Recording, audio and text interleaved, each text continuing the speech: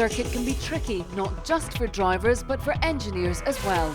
But what are the factors that are crucial to car setup and ultimately race pace? Very, very bumpy. All over the place. I can't ride the curbs.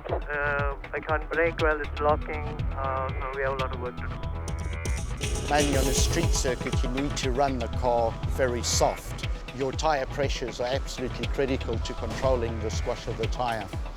The sidewall is very wide and so it acts as a spring.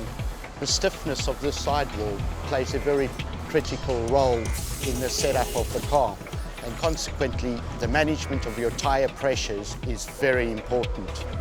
I'm reducing your rear tyre pressures. That will be the only change for this run. Can we go lower on the front tyre pressures as well? Yes, I can do.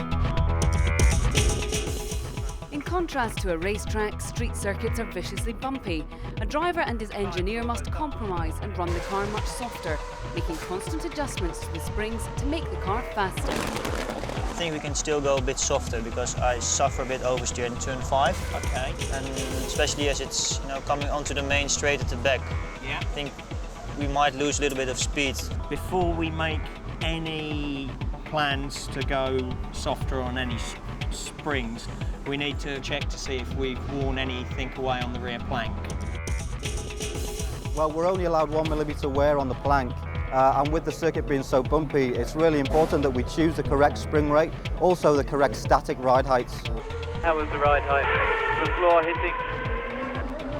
Negative. The floor is okay at the moment. So this weekend, spare a thought for not only the drivers as they tackle this tricky circuit, but for the engineers too. Let's do it, boys. Let's get through the work.